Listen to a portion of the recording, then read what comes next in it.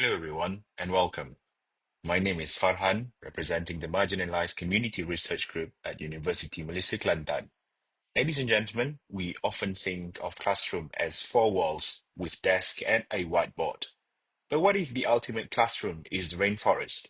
And what if we could make the classroom accessible to absolutely everyone? Today, I am thrilled to present our project, the Rompin Forest Explorer, or as we call it, RoFE for short. This is an initiative dedicated to inclusive rainforest discovery, bringing new concepts and future ideas to the life for special needs education. Before we dive into the innovation itself, I want to acknowledge the incredible minds behind this project. While I have the privilege of leading this initiative, RoFE is the result of a powerful cross-institutional collaboration. My sincere thanks to my team members, Ruzaini, Hasna from University Malaysia Kelantan, Johan and Anissa Basa from University Malaya, and Azizul from University Malaysia Sarawak. Together, we merge expertise in special education, technology, and environmental science to make this vision a reality. Let's look at the core of our project. What is the Rompin Forest Explorer? At its heart, it operates on a simple philosophy: explore nature, learn with confidence. RoFE is a mobile application specifically designed to help children with special needs explore our beautiful forest. For neurodivergent children or children with learning disabilities, unstructured outdoor environments can sometimes be overwhelming. RoFE bridges that gap through structured activities, highly visual guidance, interactive photo observations, and built-in facilitator support. We are bringing the structure of a special education classroom directly into the unpredictability of the rainforest itself. So here you can see the actual interface of the RoFE app, designed with neuro-inclusive principles in mind. Notice the clean, muted color palette that prevents sensory overload. We've integrated a gentle gamification system. As you can see in the screenshots, students can track their discoveries, complete activities, and earn badges like Nature Explorer or Detective. We also have a visual schedule, a crucial feature, especially for children with autism who thrive on routine. They can see exactly what activities are next, whether it's a sensory activity or a nature treasure hunt. When they spot something in the forest, they can use the camera to identify it, be it a bird, a butterfly, or a specific flower. The app saves these photos into their personal discovery gallery, creating a digital scrapbook of their learning journey. And of course, there are positive reinforcement screens to celebrate their achievements. From a technical standpoint, building an app for the rainforest requires a robust and a highly specific architecture. It begins with our Explorer Access module, a mobile-first web interface. This flows into the interactive trail and map module. A key innovation here is offline accessibility. We all know internet connection in the jungle is scarce, so offline topographic trails and points of interest are preloaded in this case. So this connects to our biodiversity and educational database, so essentially a digital encyclopedia of the Endoeuropean flora and fauna. Crucially, we've built in a safety and emergency hub, featuring offline survival guides and personalized emergency alerts. Finally, everything fits into the Explorer dashboard. We also include an optional Explorer contribution loop. As students log their sightings, these can be reviewed by admins and entered into a wider database, allowing these children to actively contribute to biodiversity tracking as citizen scientists. So that is what we are aiming for in the long run. Technological architecture is only half of the story. The pedagogical architecture is what truly transforms the experience. We mapped the user journey across four distinct cognitive phases. First, we start off with passive observation, where engagement with surroundings is typically limited.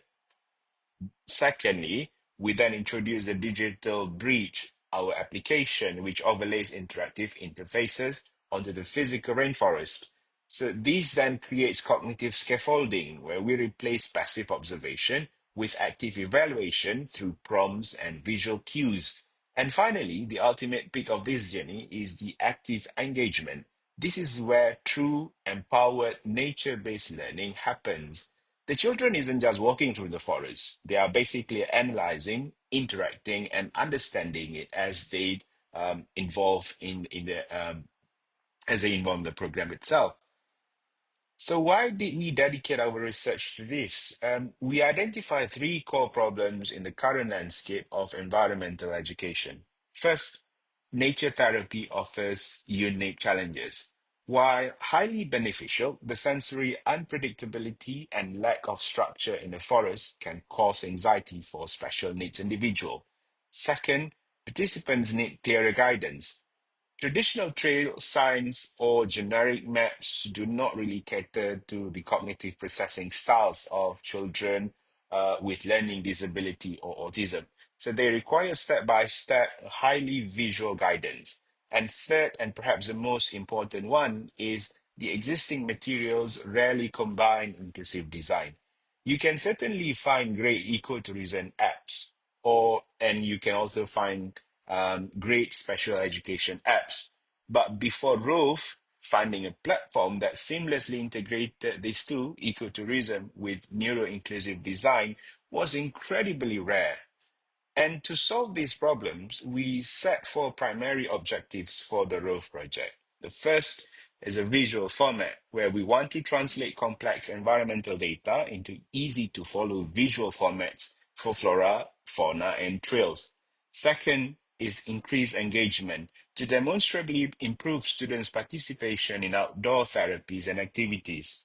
Third is environmental awareness itself, where we want to cultivate a greater understanding of and appreciation for nature among marginalized community, such as children with autism and children with learning disability. Fourth is the independent exploration. Ultimately, we want to foster self-reliance. We want these students to navigate and learn with confidence, reducing their absolute dependence on facilitators or even their caregivers. The originality of RoFE lies in its holistic approach. It is an integrated platform bringing accessibility, biodiversity education, and ecotourism together. It promotes interactive discovery, utilizing QR-based prompts to turn a standard walk into a dynamic learning journey. It guarantees an inclusive experience, ensuring that the sensory-friendly user interface UI prevents cognitive overload. And finally, it delivers accessible content utilizing visual species cards, simple and direct language, as well as a guided trail cues to ensure comprehension for all learning levels. Innovation means nothing if it doesn't work in the real world. So here you can see the RoFE app in action during our field test. You can see educators, facilitators, and participants actively engaging with the application right in the middle of the forest. Look at how the device becomes a literal lens to view the environment. They are using the app to identify plants, check off their visual schedules, and collaborate. The technology isn't distracting them from nature, it's just anchoring them to it. So, as researchers, we needed to quantify the impact of this innovation. Our first research objective was to analyze the dimension of commitment among special needs children exploring nature. We conducted a rigorous factor analysis using the inferential statistical protocol, which the result are reflected in table 3. So the result was phenomenal. Under active engagement items like participants enthusiastically involved and collaborating with friends scored incredibly high factor loadings, well above zero point 0.8 and zero point 0.9. Similarly, under intrinsic motivation, we saw massive scores for volunteering to do activities and being happy during the program, scoring 0.905 and 0.836 respectively. The data clearly proves that the app doesn't just guide them, it motivates them from within. Our second research objective evaluated specific developmental domains. First, looking at Table 4, Our variables showed excellent reliability with Chrombath alphas of 0.943 for active engagement and 0.859 for intrinsic motivation. The measurement tool is highly reliable. In Table 5, we look at the descriptive analysis of developmental domains. We found that psychomotor skills saw a fast improvement rate in almost 71% of participants as they navigated trails and used the device. Social communication also saw a majority fast improvement rate at nearly 58%, which I believe spurred by collaborative apps activity. While cognitive development naturally showed a slower trajectory, as it is expected in short-term special education intervention like this, the overall holistic growth across domains was undeniable. This is not just a theoretical concept. This is a fully realized project. We followed a strict feasibility and readiness timeline in 2026. Phase 1 in July focused on identifying stakeholder needs and beta development of the app.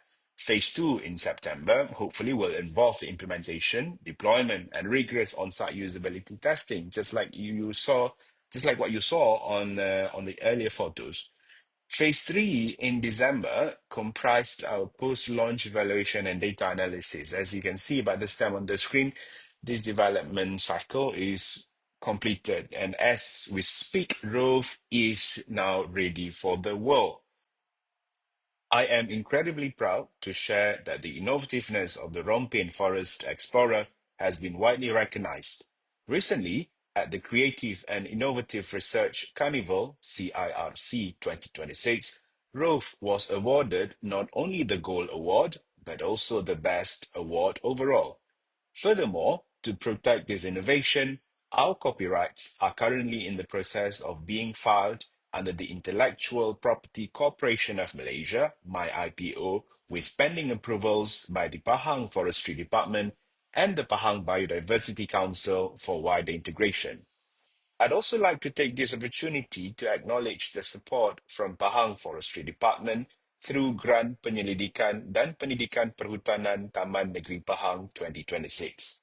In conclusion, RoFE proves that when we use technology with empathy and purpose, we truly can teach beyond boundaries. We can turn a vast, intimidating rainforest into an inclusive, welcoming classroom for every mind. Thank you very much for your time and attention.